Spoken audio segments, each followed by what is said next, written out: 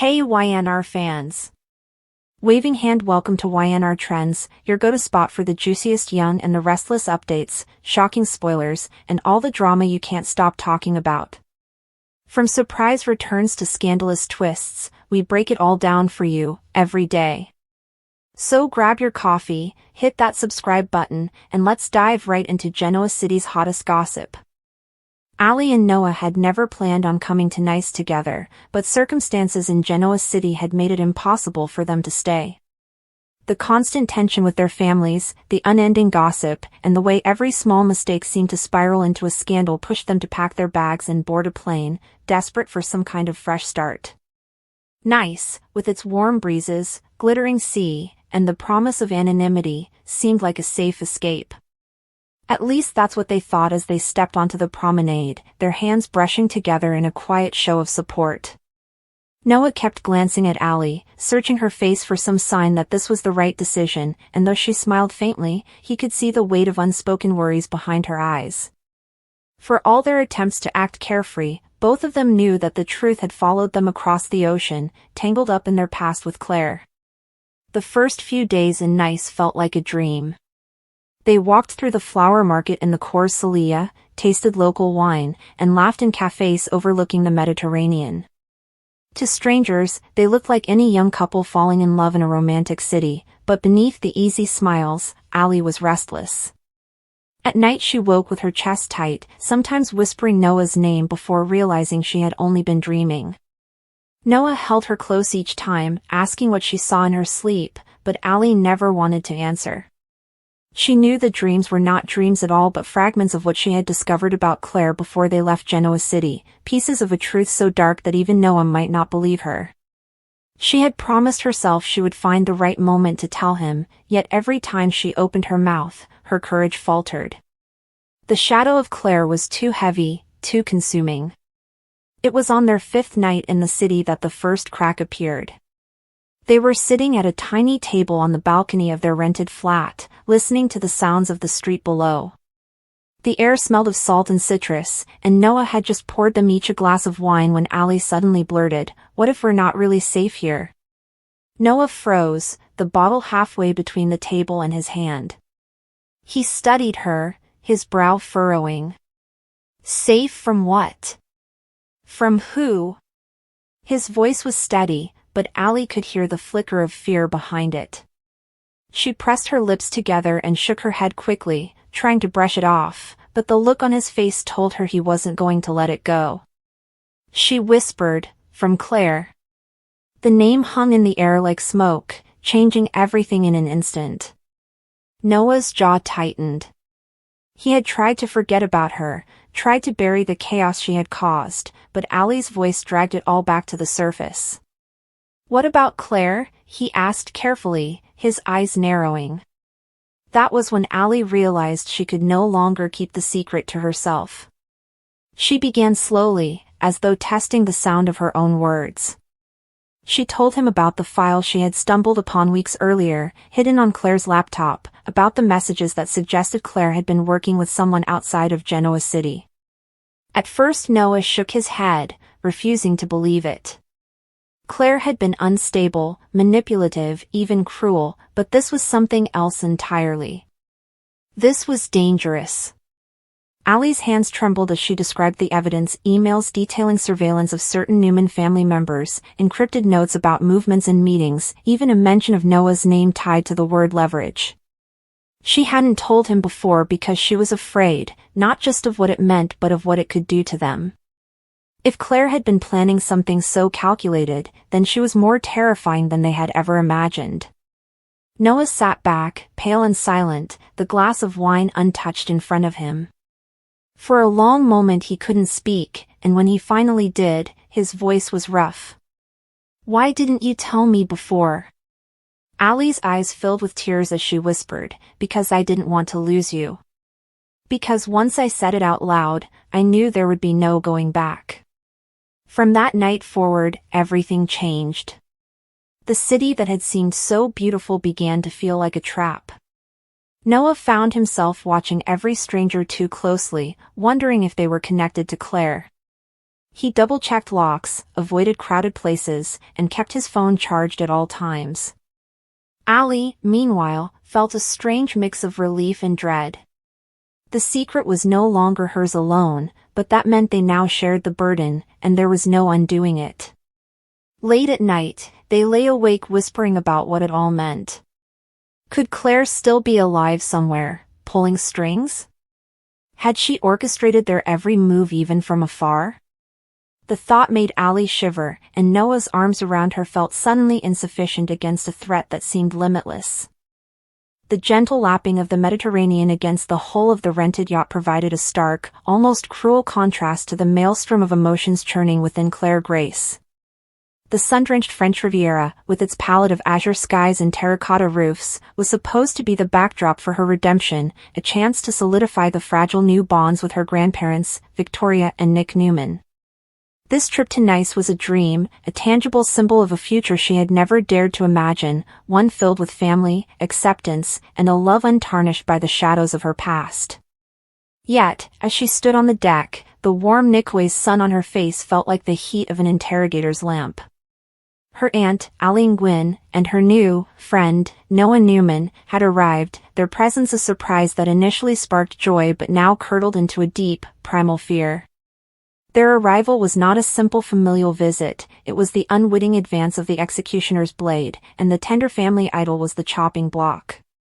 Allie's energy was infectious, a whirlwind of youthful excitement and genuine affection for the cousin she was only just getting to know. She spoke of shared adventures, of exploring the Cours Celia market, of imagining their futures.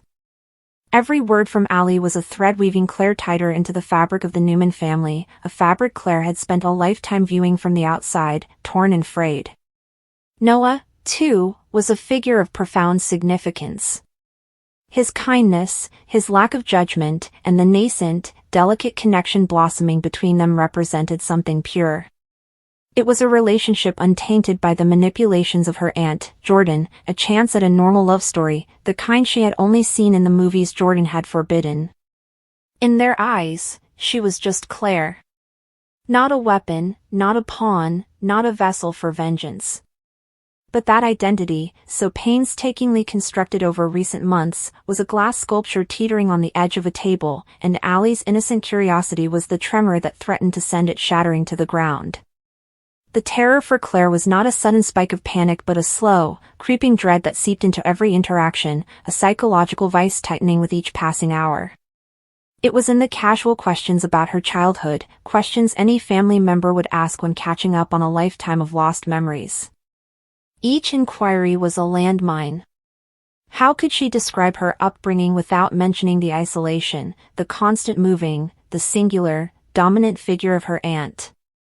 How could she talk about her education without revealing the gaps, the homeschooling that was less about education and more about indoctrination? Every laugh shared over a pastel de nata, every stroll through the cobblestone streets of Nice, was underscored by a frantic, internal monologue of calculation and evasion. She had to be a masterful editor, carefully redacting the entire narrative of her life to remove the toxic presence of Jordan. The weight of this performance was exhausting, a heavy cloak she could never remove, even in the Riviera sun. The pivotal, terrifying moment likely began with something utterly mundane. Perhaps Allie, in a bid to deepen their newfound sisterly bond, suggested looking at old childhood photos. For most, this is an activity of nostalgia and laughter. For Claire, it was a door opening directly into her chamber of horrors. Maybe it was a photo on Allie's phone, a picture from a family album digitized, a casual scroll through memories that suddenly stopped on a face that was both familiar and monstrous. Or perhaps it was a story, an anecdote Allie found amusing about her own mother, Aunt Victoria, and a quirky, intense woman she and Cole had known briefly a lifetime ago. The name would have been dropped so casually, a forgotten footnote in the vast history of the Newmans. Jordan, Allie might have said, laughing about some odd habit or intense opinion. Mom said she was always so serious. Almost obsessed with our family for a while. You remember her, right, Mom? Dad? The air would have left Claire's lungs. The world would have narrowed to a tunnel, the cheerful sounds of the nice waterfront fading into a distant hum. The color would have drained from her face, a physiological reaction she could never hope to conceal. In that instant, the carefully constructed walls of her new life crumbled. The name Jordan, spoken in the bright, open air of the French Riviera, was more terrifying than any ghost. It was the key turning in the lock of her past, and now the door was swinging open before the very people she needed to keep it hidden from the most. The secret was no longer hers alone to carry. It was out there, hovering in the space between them, attached to a look of dawning confusion on Allie's face, a furrowed brow of curiosity from Noah, and the sharp, intuitive gaze of Victoria Newman, a woman who misses very little. The fallout of this revelation is a complex tapestry of psychological drama. Claire's immediate reaction is likely a combination of paralyzing fear and desperate damage control. She might attempt to dismiss it, a common name, a coincidence, but the tremor in her voice would betray her. She might try to change the subject with a clumsiness that is entirely out of character for her usually more measured demeanor. The very awkwardness of her deflection is a confirmation that the subject is charged, dangerous. For Victoria and Nick, the pieces of a puzzle they didn't even know they were assembling begin to snap together with terrifying speed. Jordan. The name alone would send a shockwave through their systems. This was the woman who had terrorized them, who had kidnapped baby Eve, who was the embodiment of a dark, closed chapter in their lives. The potential connection between this madwoman and their vulnerable, traumatized granddaughter is a thought so horrifying it is almost untenable. Their protectiveness towards Claire would instantly morph into a more urgent, investigative mode. The kindness in their eyes would not vanish, but it would be joined by a fierce, calculating intensity.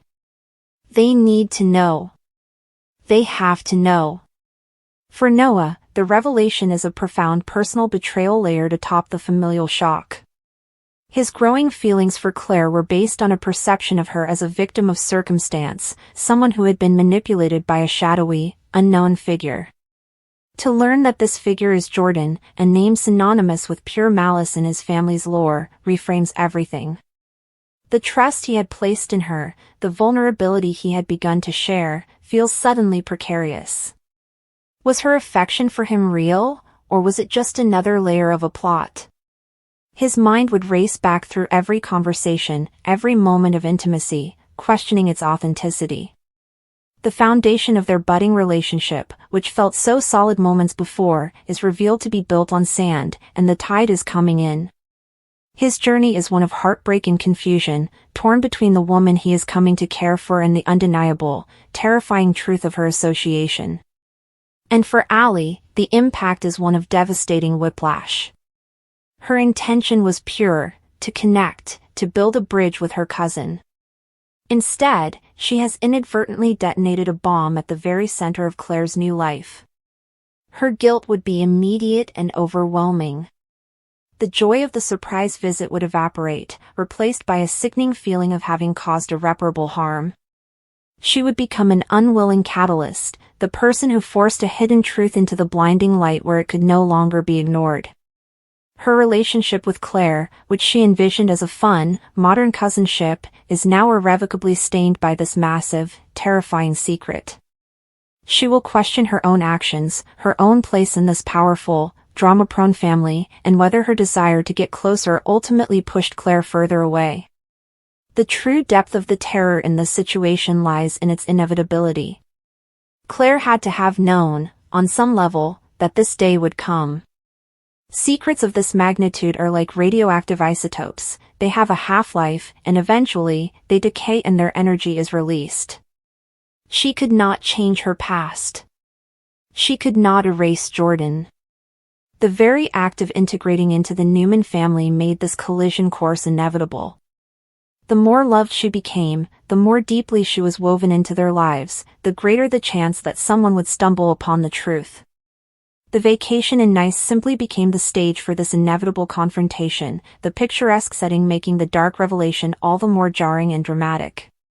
In the aftermath, Claire is left completely exposed.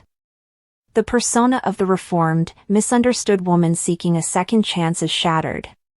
She now stands before her family not just as a victim, but as an accomplice, willing or unwilling, to their greatest tormentor. The explanation she must now give is not a simple confession, it is a full accounting of a lifetime of manipulation. She must explain how Jordan's obsession was poured into her, how her entire worldview was constructed from a foundation of hatred and lies. She must make them understand the psychological prison she was raised in, where love was conditional upon loyalty to a cause of vengeance, and where any sign of independent affection for the Newmans was punished as the highest form of betrayal. It is a story of gaslighting on a monumental scale, of a stolen identity, where Claire Grace was systematically erased and replaced with a vessel for Jordan's rage. The question hanging over the sunny Riviera is no longer about the past, but about the future. Can this fledgling family survive the truth? Victoria and Nick's love for Claire is powerful, born from a deep well of familial loyalty and a desire to correct the wrongs of the past. But the association with Jordan is the ultimate test of that love. For Noah, the path to forgiveness and understanding is even steeper, clouded by the personal sting of betrayal. And for Allie, the path is fraught with guilt and a need to make amends for a sin she never intended to commit. Claire's terrifying secret, once revealed, does not bring relief but initiates a new, more difficult trial. It is the trial of absolute truth, where love must now prove its resilience not against a vague, unknown past, but against the specific, named horror of Jordan.